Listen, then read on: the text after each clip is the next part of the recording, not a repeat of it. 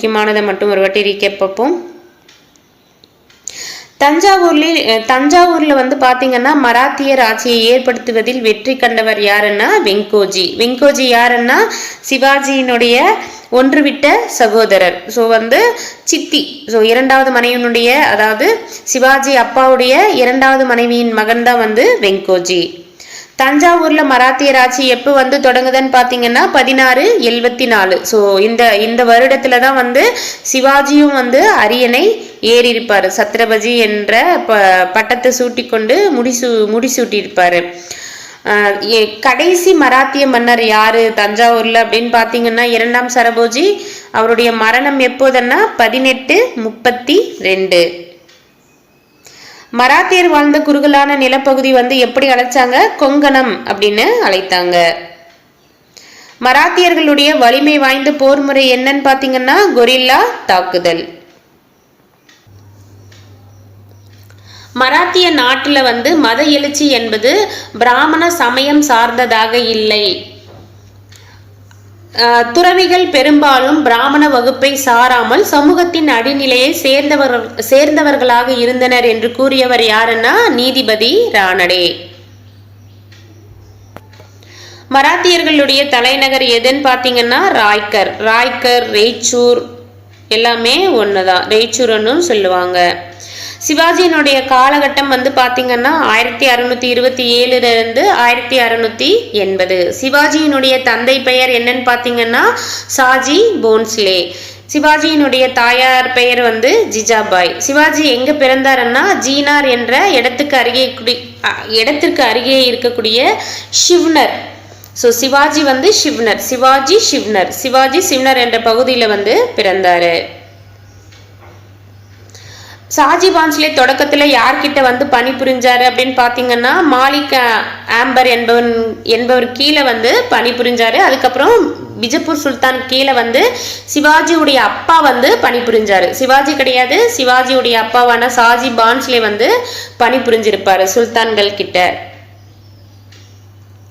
சிவாஜி வந்து யாருடைய பாதுகாப்புல அவருடைய அப்பா விட்டுட்டு போனாருன்னு பாத்தீங்கன்னா தாத்தாஜி கொண்டதேவ் வந்து சிவாஜியுடைய அப்பா கீழே இருந்த ஒரு ஜாகீர்தார்.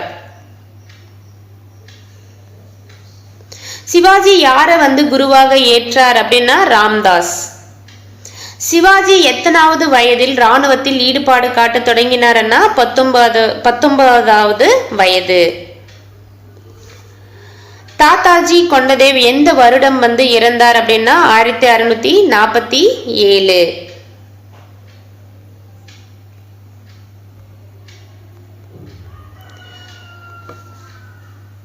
சதாரா மாவட்டத்தில் சிவாஜி வந்து எந்த இடத்தை வந்து கைப்பற்றினாருன்னா ஜாவ்லி. இந்த சதாரா என்ற இடம் வந்து பார்த்துக்கோங்க. பின்னாடி சிவாஜியினுடைய பேரனான ஷாகு வந்து என்ன பண்ணியிருப்பாருன்னா ஷாகு வந்து சதாரால தான் வந்து ஓய்வெடுத்திருப்பாரு. பேஸ்வாக்கில் வந்து நீங்க ஆட்சி பண்ணுங்க அப்படின்னு சொல்லிட்டு இங்க வந்து ஓய்வெடுத்துட்டு இருப்பாங்க. சிவாஜி எந்த இடத்தை வெற்றி பெற்றதால் மராத்தியர்கள் மத்தியில வந்து பிரபலம் அடைந்தாருன்னா சதாரா மாவட்டத்தில் இருக்கக்கூடிய ஜாவ்லி என்ற இடம். ஜாவ்லிக்கு அருகே வந்து ஒரு கோட்டையை வந்து புதுசா கட்டியிருப்பாரு. என்ன கோட்டை அப்படின்னு பாத்தீங்கன்னா பிரதாப்கர் என்ற புதிய கோட்டை சிவாஜி வந்து கட்டியிருப்பாரு. பார்ப்போம் இந்த பேஜ்.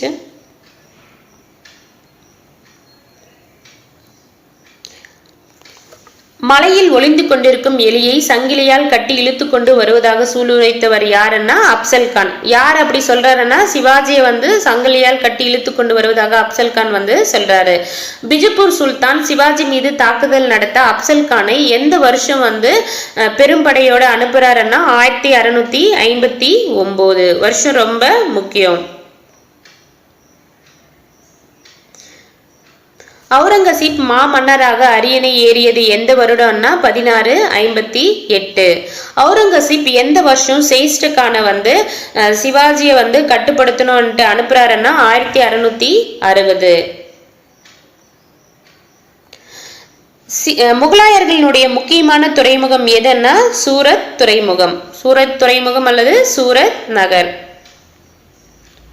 சிவாஜி சூரத் துறைமுகத்தின் மீது எப்போ வந்து தாக்குதல் நடத்துறாருன்னா 1664. ஸோ 74ல் அரியணை, 10 வருஷத்துக்கு முன்னாடி 64ல் வந்து அந்த நகரை வந்து தாக்கி சூறையாடி இருப்பாரு. சேம் டைம் 70லையும் 6 வருஷம் கழிச்சு 70லையும் வந்து பார்த்தீங்கன்னா தாக்குதல் நடத்தியிருப்பாரு. சைடில் வேணுமென்னா நோட் பண்ணிக்கோங்க. சூரத் நகரை வந்து எந்தெந்த வருடங்கள் தாக்கினாங்கன்ட்டு கொஸ்டின் கேட்டிருக்காங்க. சிவாஜி 1664, 1670லையும் வந்து தாக்கியிருப்பாரு. இளவரசர் மூவாசம் என்பவர் யாரு அப்படின்னு பாத்தீங்கன்னா அவுரங்கசீப்பினுடைய மகன். அவுரங்கசீப் வந்து 2வது தடவையாக யாருடைய தலைமையில் சிவாஜியை வந்து கண்ட்ரோல்ல கொண்டு வர படையை அனுப்புறாருன்னா ராஜா ஜெய்சிங். புரந்தர் உடன்படிக்கை வந்து எப்போது ஏற்பட்டதுன்னா 1665 ஜூன் 11. யார் யாருக்கிடையே வந்து ஏற்பட்டதுன்னா சிவாஜிக்கும் ராஜா ஜெய்சிங்க்கும் இடையே வந்து ஏற்பட்டது. இந்த புரந்தர் உடன்படிக்கையின்படி வந்து பாத்தீங்கன்னா சிவாஜி கிட்ட இருந்து நிறைய கோட்டைகளை வந்து பாத்தீங்கன்னா முகலாயர்களுக்கு கொடுத்திருப்பாரு. சேம் டைம் வந்து மன்சப்தாரி என்ற அந்த முறையையும் வந்து ஏத்துக்கிட்டு இருப்பாரு. அந்த மன்சப்தாரி முறையை வந்து என்ன யார் கொடுக்க சொல்லியிருப்பாரு? அவருடைய மகனான சாம்பாஜிக்கு வந்து கொடுக்க சொல்லியிருப்பாரு.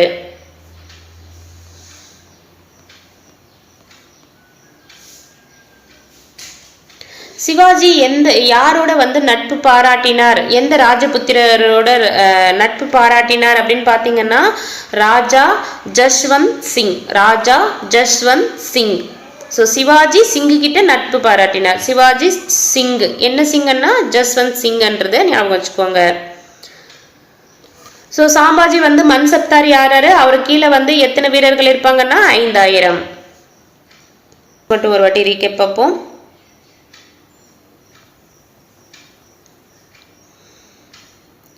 சிவாஜி மீண்டும் எந்த வருடம் சூரத் துறைமுகத்தை வந்து கைப்பற்றுறாருன்னா 1670. சவுத் என்ற கப்பத்தை சூரத்துல இருந்து எந்த வருடம் 4ல் 1 பங்கு வந்து பெற்றாருன்னா 1672 ஆண்டு. சிவாஜி எந்த வருடம் ராய்கர் கோட்டையில வந்து அரியணை ஏறினாருன்னா 1674 ஜூன் 6ஆம் தேதி. அரியணை ஏறினப்ப எந்த பட்டத்தை சூட்டிக்கிட்டார் சிவாஜின்னு பாத்தீங்கன்னா சத்ரபதி. இந்த பேஜ் மட்டும் ரீகேப் பார்ப்போம். ஸோ முக்கியமான விஷயங்கள் மட்டும் சொல்றேன், அதை மட்டும் மைண்ட்ல நோட் பண்ணிக்கோங்க. மீதி எல்லாம் ஸ்டோரி என்னன்றதை மட்டும் தெரிஞ்சுக்கோங்க. தஞ்சாவூரை நிர்வகிக்குமாறு சிவாஜி வந்து யாரை பறித்தார், யாரு வந்து சொன்னாருன்னா வெங்கோஜி அல்லது எக்கோஜி. சிவாஜி எந்த வருடம் வந்து காலமானார்னா 1680. அப்போது அவருடைய வயது என்னன்னு பாத்தீங்கன்னா 53.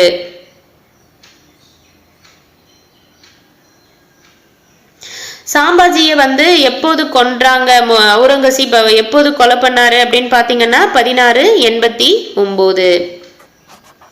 அவுரங்கசீப் எப்போது மறைந்தாருன்னா 1709. சாம்பாஜியினுடைய மகன் யாருன்னா சாஹி அல்லது சாகு அப்படின்னு சொல்லுவாங்க. சாஹி வந்து எப்போ அரியணை ஏறினாரு அப்படின்னா 1708 வந்து ஏறினாரு. அவர் அரியணை ஏறினதுக்கான முக்கியமான காரணம் யாருன்னா பாலாஜி விஸ்வநாத். ரொம்ப ரொம்ப முக்கியம், பேர் ஞாபகம் வச்சுக்கோங்க. பாலாஜி விஸ்வநாத் பேஸ்வாவாக எந்த வருடம் வந்து ஷாஹி வந்து நியமிக்கிறாருன்னா 1713. ஸோ பேஸ்வா பதவி நியமனம் பண்ண பிறகு ஷாஹு வந்து எங்க ஓய்வெடுக்க போயிடுறாருன்னா சதாராவுக்கு வந்து போயிடுறாரு. பேஸ்வா வந்து எந்த இடத்துல இருந்து ஆட்சி செய்ய தொடங்குறாங்கன்னா பூனாவில் இருந்து ஆட்சி செய்ய தொடங்குறாங்க. தாராபாய் வந்து எந்த இடத்தை தலைநகராக கொண்டு ஒரு மாற்று அரசாங்கத்தை வந்து நடத்தினாங்க அப்படின்னா கோல்ஹாப்பூர்.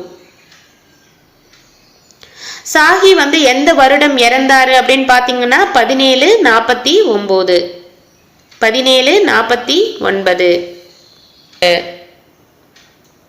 ஸோ இந்த பேஜ் மட்டும் ஒரு வாட்டி ரீகேப் பார்ப்போம்.